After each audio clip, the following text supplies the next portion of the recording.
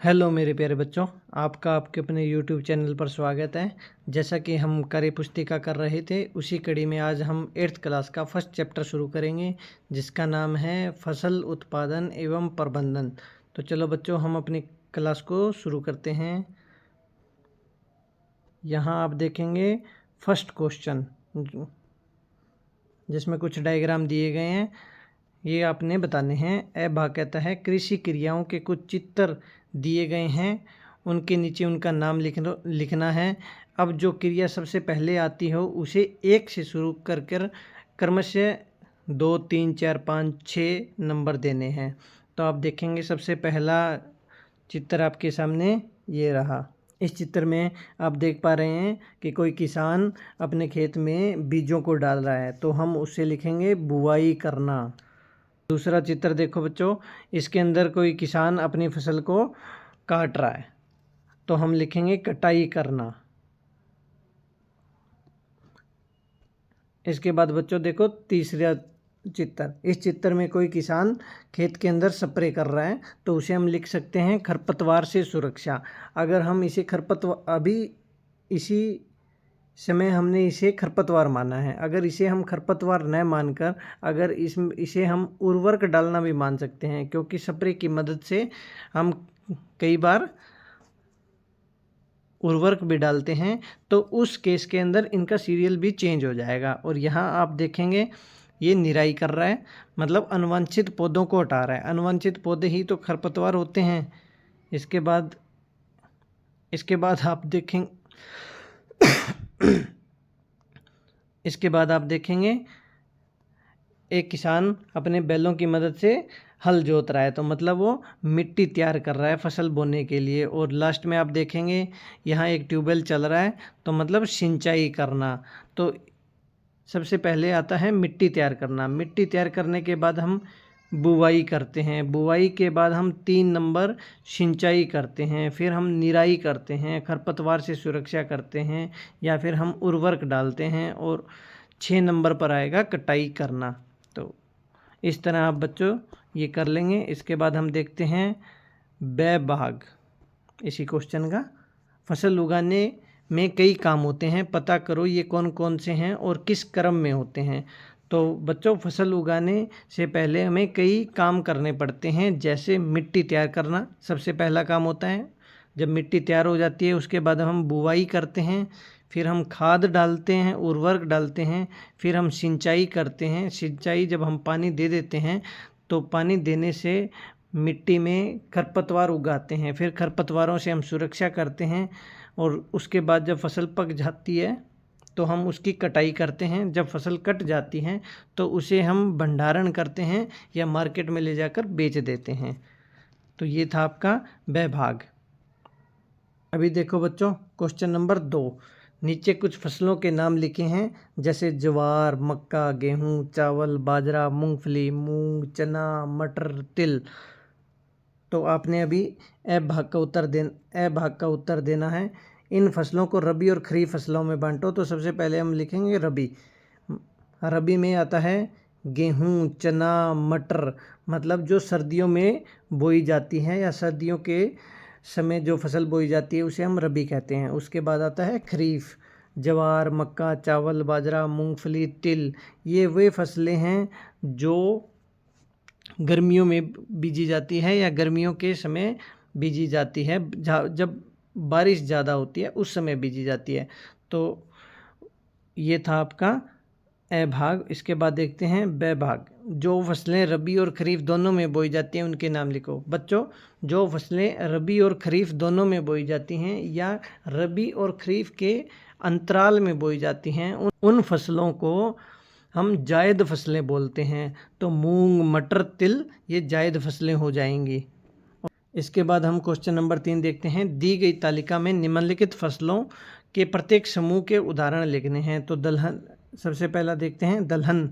अरहर, उड़द, मूंग, ये दलहन फसलें हैं। तिलहन फसलें सोयाबीन, मूंगफली, तिल, जिनसे हमें तेल मिलता है, वो वाली फसलें। फिर स भाग में आता है हरे चारे वाली फसलें। बच्चों, जो फसलें हम अपने पशुओं के लिए बोते हैं, उनके चारे के लिए बोते हैं, उन्हें चारे वाली फसलें कहेंगे। ज्वार, बाजरा, बरसीम। फिर हरी खाद वाली फसलें, जिससे हम खेतों में खाद डालते हैं, या जिन फसलों से खेतों के अंदर खाद लगती है, जैसे ढेंचा और मूंग। फिर आती है अनाज वाली फसलें, मतलब गेहूं और चावल, जो आप अनाज खाते हैं। बच्चों, इसके बाद देखते हैं क्वेश्चन नंबर 4। नीचे बनी सूची में से फसल को नुकसान पहुंचाने वाले जीवों को छांटना है। तो आप देखेंगे, आपको अलग अलग कीटों के नाम दिए गए हैं, जीवों के नाम दिए गए, जैसे मेंढक, मकड़ी, पक्षी, चूहे, तनाछेदक, मधुमक्खियाँ, तितली, टिड्डा, रेशम का कीट और गोलक शलभ। तो इनमें से अगर आप देखेंगे तो पाएंगे मकड़ी, पक्षी, चूहे, तनाछेदक, टिड्डा, गोलक शलभ, ये सब फसलों को नुकसान पहुंचाते हैं। इसके बाद बच्चों हम देखते हैं क्वेश्चन नंबर 5। तुम्हारे यहाँ फसल उगाने के लिए कौन कौन से उपकरण काम में लिए जाते हैं? बच्चों, ये तो बहुत आसान क्वेश्चन है। आप अपने आसपास देखेंगे तो अनेकों उपकरणों के बारे में जानेंगे, कि जैसे ट्रैक्टर हुआ, हल, हैरो, सीड ड्रिल, कुदाल आदि ऐसे उपकरण हैं जो हमारे यहाँ फसल उगाने के लिए या उनके रख रखाव में उपयोग किए जाते हैं। उसके बाद आता है क्वेश्चन नंबर 6 का ए भाग। तुम्हारे यहाँ खरीफ में बोकर रबी में काटे जाने वाली फसलों की सूची बनाओ। बच्चों, वे फसलें जो खरीफ में तो बोई जाती हैं और रबी के समय काटी जाती हैं, मतलब उसके बाद हम रबी की फसलें बोएंगे, तो वे फसलें होंगी चावल, मक्का, ज्वार, बाजरा, मूंगफली और कपास। इसके बाद ये अगले क्वेश्चन में पूछता है, ऐसी फसल का नाम बताओ जिसे तैयार होने में 1 साल लग जाता है। तो बच्चों, जो ऊपर लिखी फसलें हैं, चावल है, मक्का है, ज्वार है, बाजरा है, ये 6 महीने में पकने वाली फसलें हैं। पर कुछ फसलें ऐसी होती हैं जो पूरा साल ले लेती हैं। तो उनमें से मुख्यतः गन्ना होता है, जो पूरा पकने में 1 साल लेता है। इसके बाद देखते हैं बच्चों क्वेश्चन नंबर 7। फसल के बीच बीच में कुछ पौधे उग जाते हैं, यह क्या है और इन फसलों से क्या नुकसान पहुंचता है? तो बच्चों, आप देखेंगे कि जो फसलों के बीच बीच में अनवांछित पौधे उग आते हैं, उन्हें हम खरपतवार कहते हैं। ये जल, पोषक तत्व और सूर्य के प्रकाश जैसे संसाधनों के लिए फसलों के साथ प्रतिस्पर्धा करते हैं, और जब दो चीज़ों के बीच प्रतिस्पर्धा होती है तो संसाधनों की कमी हो जाती है, और मुख्यतः हमारी फसल को उसका नुकसान होता है, और हमारी फसल अच्छा उत्पादन नहीं दे पाती, या हमारी फसल संसाधनों की कमी से, पोषक तत्वों की कमी से इतनी कमज़ोर हो जाती है कि दूसरे कीट उसे आसानी से अपना भोजन बना लेते हैं। देखो बच्चों, क्वेश्चन नंबर 8 में आपको कुछ कथन दिए गए हैं, तो इन्हें देखकर आपने छांटने हैं कि कौन सा खाद के लिए उपयुक्त है और कौन सा उर्वरक के लिए। तो ये आपको 5 कथन दिए गए हैं। तो खाद वाले कथन मैंने इधर लिखे हैं, जैसे पेड़ पौधे एवं पशुओं के अपशिष्ट से तैयार होती है खाद, जीवाणुओं एवं कवकों के अपघटन से होती है, क्योंकि जीवाणु, कवक और केंचुए जो कार्बनिक पदार्थ का अपघटन कर कर खाद बनाते हैं, वो किसान के लिए बहुत लाभदायी होती है, फसलों के लिए बहुत लाभदायी होती है। इसे हम जैविक खेती भी बोलते हैं। और ये जल में अघुलनशील होती है, आसानी से खाद पानी में नहीं घुल पाती। और इधर देखेंगे तो हम उर्वरक में देखेंगे, उर्वरक रासायनिक तत्वों से बनाए जाते हैं, ये कारखानों में बन जाते हैं, कृत्रिम तत्वों का उपयोग किया जाता है, और ये जल में बहुत आसानी से घुल जाते हैं। खाद की अपेक्षा उर्वरक जल में आसानी से घुलते हैं। हाँ, तो बच्चों, इसके बाद हम देखें क्वेश्चन 9। रामू किसान ने अपनी फसल को बोने के लिए पहले अच्छी तरह मिट्टी तैयार की, फिर बीजों को उचित गहराई तथा दूरी पर पंक्तियों में बोया, जबकि श्यामू किसान ने ऐसा नहीं किया और बीजों को मिट्टी के ऊपर ही डाल दिया। इस प्रकार दोनों ने एक ही प्रकार के बीजों का उपयोग किया था। इस जानकारी के आधार पर आपको निम्न प्रश्नों के उत्तर देने हैं। ए भाग में ये कहता है, रामू तथा श्यामू के खेत में से किसके खेत की मिट्टी में वायु का उपचार आसानी से होगा और इसका फसल पर क्या प्रभाव पड़ेगा?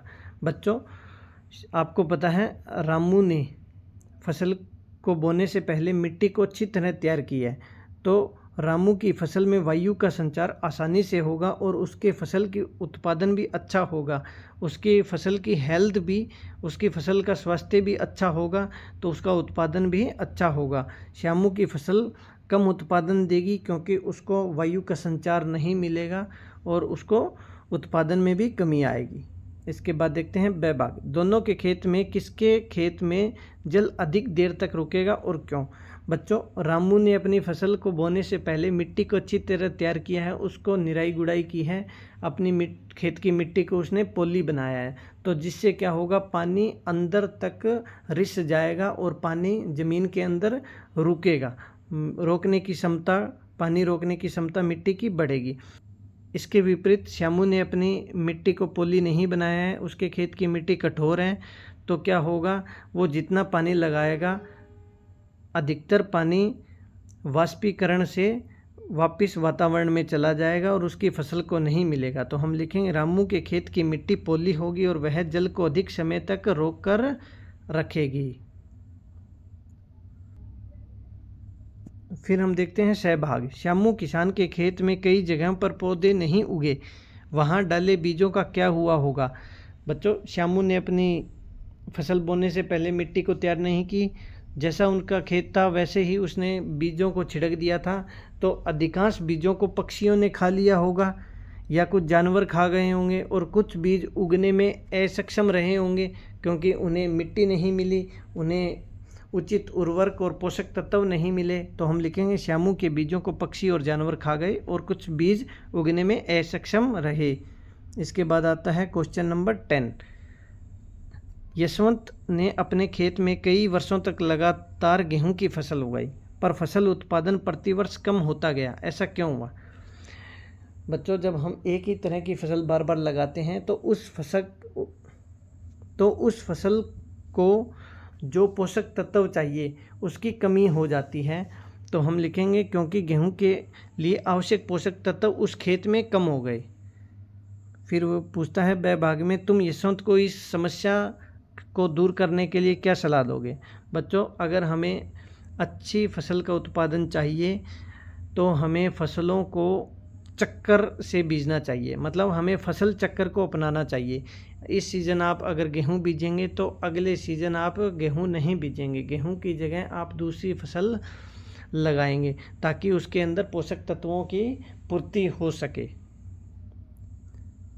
इसके बाद सहभाग में पूछता है इस प्रक्रिया में तुम जो विधि उपयोग में लाओगे उसका नाम बताओ।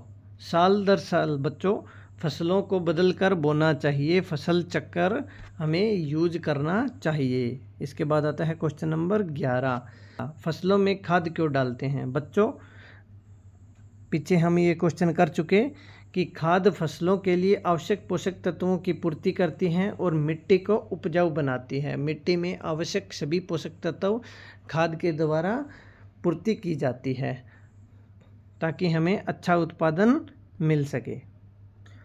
इसके बाद आता है बैभाग। कृत्रिम रूप से खाद कैसे बनाई जा सकती है?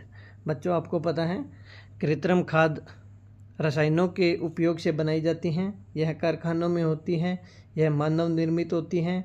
अत्यधिक उर्वरकों का उपयोग भी फसलों के लिए अच्छा नहीं है, हमारे लिए नुकसानदायक है। लिखेंगे हम कारखानों में रसायनों का उपयोग कर कृत्रिम खाद या उर्वरक बनाई जा सकती है। इसके बाद आता है सहभाग। क्या इसे पशुओं व अपशिष्ट पदार्थों द्वारा बनाया जा सकता है? कैसे? हाँ बच्चों, अगर हम खाद का उपयोग करें तो इसे हम पशुओं एवं कृषि अपशिष्ट से कार्बनिक खाद बनाई जा सकती है। अपशिष्ट का विखंडन करने में सूक्ष्मजीव महत्वपूर्ण भूमिका निभाते हैं। बच्चों, पशुओं और कृषि अपशिष्ट में जो जटिल पदार्थ होते हैं उनको सरल पदार्थों में बदलने का काम सूक्ष्मजीव ही करते हैं ताकि वो फसलों के लिए अवशोषित करने योग्य घटक बन जाएं।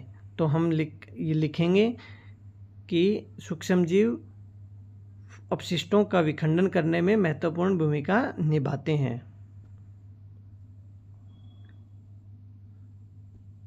बच्चों, इसके बाद देखें हम द भाग, कृषि में केंचुओं का महत्व बताओ। बच्चों, केंचुआ किसान का मित्र कीट कहलाता है। केंचुआ अपशिष्ट को विखंडित कर कार्बनिक खाद बनाता है जो मिट्टी को उपजाऊ बनाने में सहायक होती है। बच्चों, इसके बाद हम देखेंगे क्वेश्चन नंबर 12। बासालीन एक खरपतवार नष्ट करने की दवा है जो एक बीज पत्री पौधे को नष्ट करती है।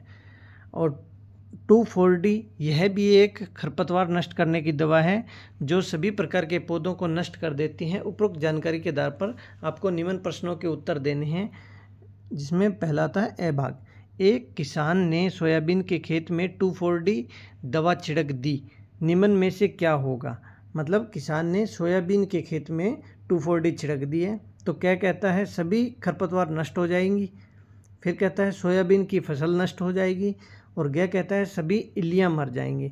तो बच्चों, ऊपर लिखा हुआ है जो सभी प्रकार के पौधों को नष्ट कर देती है 2,4-D, तो यहाँ हम लिखेंगे ख भाग। हमारा सही उत्तर होगा ख भाग, क्योंकि वो सभी प्रकार के पौधों को नष्ट कर देगी तो सोयाबीन को भी नष्ट कर देगी। इसके बाद आता है ब भाग। चने की फसल में किसान को खरपतवार नष्ट करने के लिए कौन सी दवा का इस्तेमाल करना चाहिए।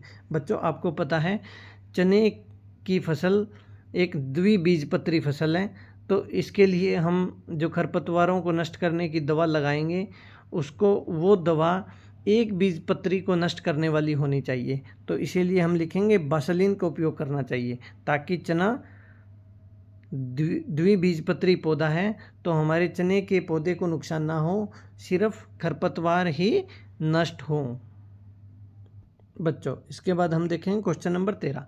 एक किसान के दो खेत बिल्कुल साथ साथ हैं, उसकी मिट्टी भी एक जैसी है। एक खेत में किसान ने सबके पौधे उगाकर बरसात में उसे जोत दिया, दूसरे खेत में उसने ऐसा नहीं किया। फिर उसने दोनों के खेतों में एक ही तरह के गेहूं को उगाया।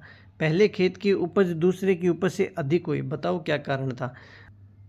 बच्चों, खेत जोतने से मिट्टी पोली हो गई और वायु का संचार बढ़ गया, और वायु का संचार बढ़ने से उसकी फसल भी अच्छी तरह उगाई।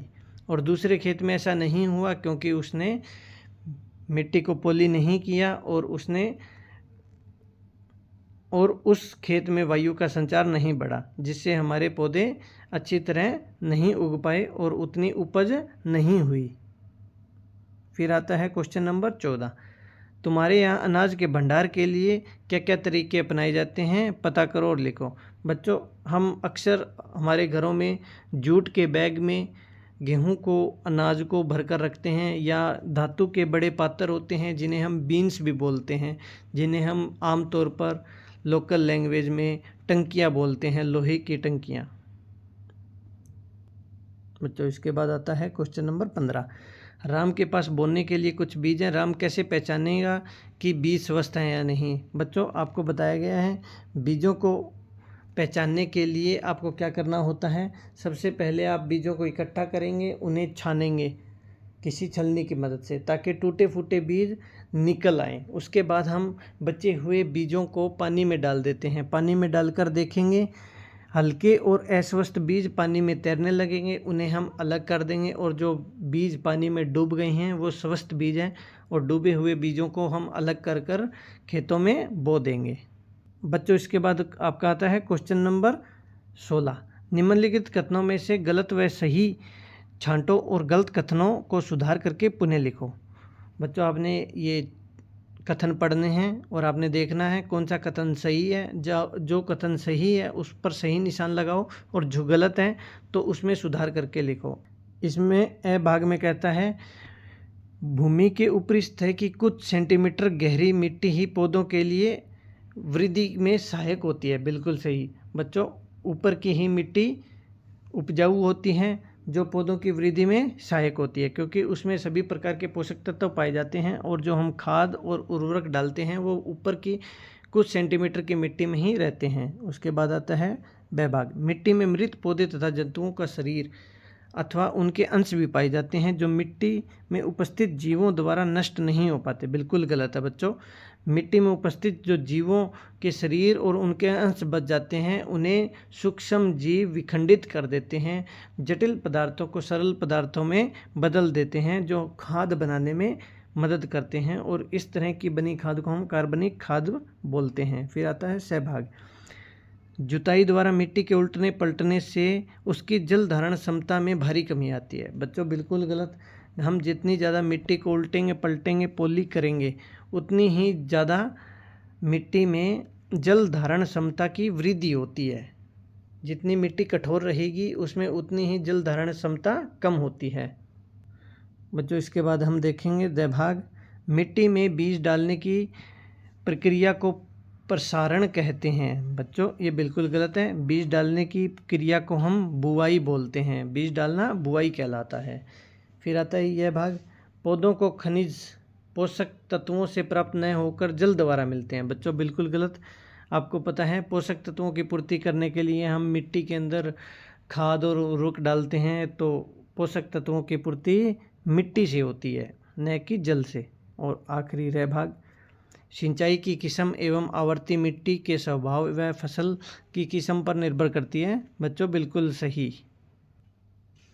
तो बच्चों ये था आपका चैप्टर नंबर 1 फसल उत्पादन और प्रबंधन। उम्मीद करता हूँ आपको अच्छी तरह समझ में आया होगा। इसी तरह की वीडियो देखने के लिए हमारे YouTube चैनल पर जुड़े रहें और अपने मित्रों को हमारी वीडियो शेयर कीजिए। धन्यवाद।